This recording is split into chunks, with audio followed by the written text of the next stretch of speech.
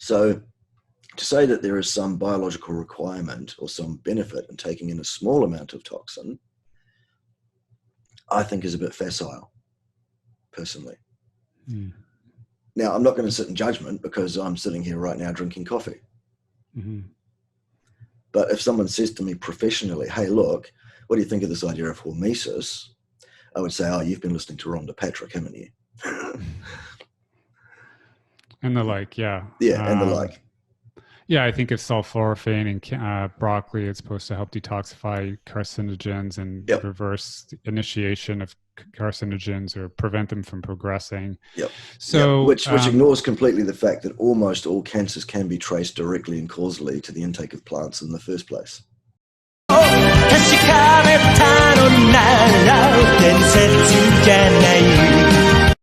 As far, you're saying, I don't know if the word is as far, but you're saying it's not just benign or neutral, it's actually detrimental. I'm saying that absolutely without a second's hesitation, and knowing full well that the vast majority of people that hear me say that are going to say, this guy's a loon. Mm-hmm.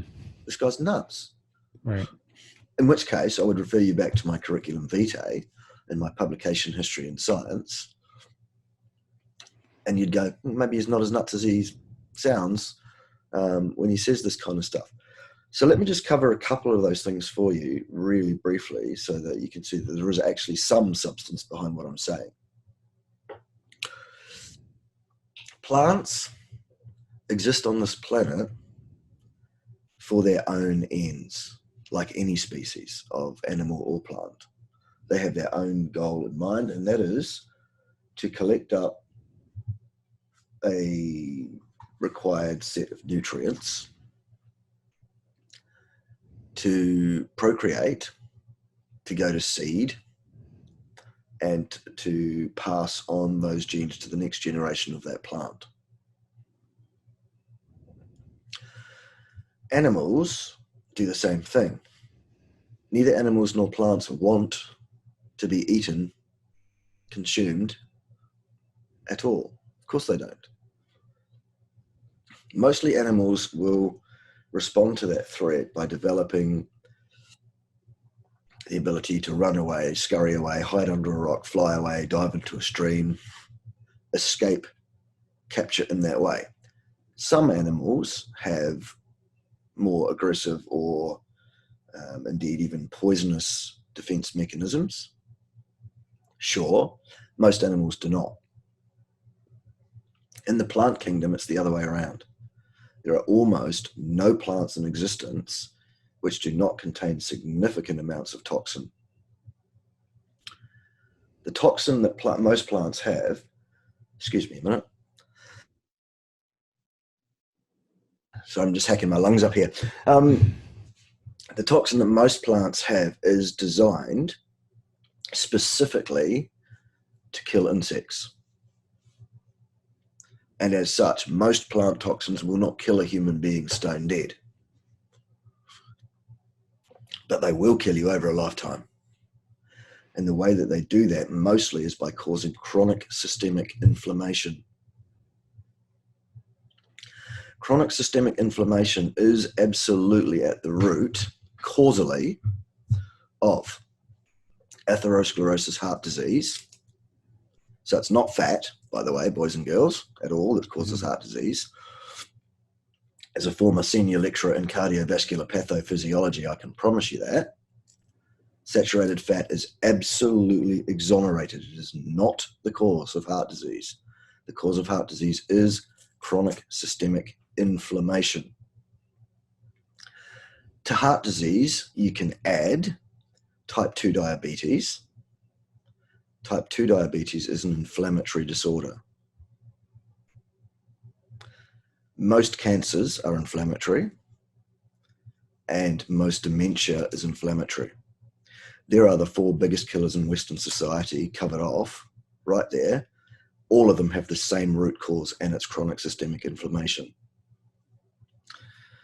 If you have a look at the public health records for the last 80 years, while ever we've been telling people to avoid animal products and eat lots of healthy plants, Doug, tell us, I know you've seen these statistics. What has happened in the last 80 years in terms of public health? Well, we're living longer, we're sicker, we're extending life, we're not extending health span. Mm-hmm. People are on multiple medications. Mm-hmm. At a population level, people are getting sicker, more overweight, more insulin resistant, more diabetes. Um, I don't know about the cancer rates, but Up. yeah, it's so Cancer rates are up.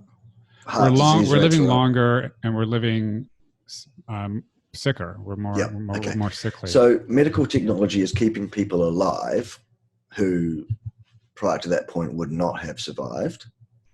The survival rate for your first heart attack, for example, is vastly higher than it used to be. Almost nobody drops dead of their first heart attack these days.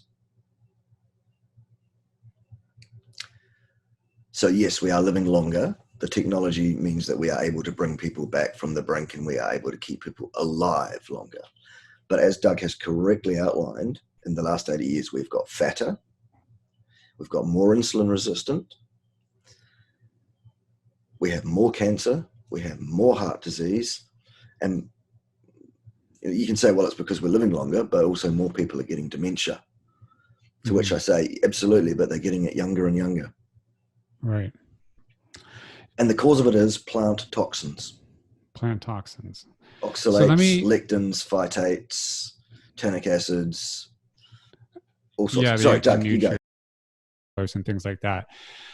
So they always say the dose makes the poison. So if I drink a cup in the morning, is it good or bad? Because of course, you know you have a response to this.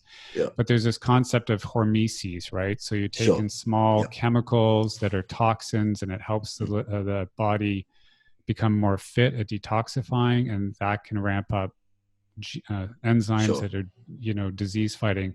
Is there any truth to that, or is that all a bunch of bung too? There is some reductionist stuff available there. And when I say reductionist, what I mean is these are researchers that have looked purely at one factor and another factor outside of the context in which we live. So they'll say, your ability to detoxify yourself from caffeine is trainable. The more caffeine you have, the more adept you are at detoxing yourself from caffeine. To which you might say that's a hormetic effect. And quite rightly so, you could say that. However, that says nothing about what does the caffeine do to your life. Maybe it destroys your sleep patterns. Right. Maybe it causes effects on your calcium channels in your smooth musculature throughout your vascular tree, thus causing you to have a blood pressure issue that you would not have had were you not taking that caffeine in, for example. At the end of the day, we live in a toxic world. We are surrounded by toxic substances and toxic all sorts of things because of the way we have molded and manipulated our world around us as a modern society. However, biologically, our need for caffeine on a daily basis is zero. The recommended daily intake of caffeine is zero. Caffeine is a toxin. It's a recreational drug used by millions and millions and millions of people on a daily basis. But nonetheless, make no mistake, he says, drinking on a sip of his coffee, that it is a toxin.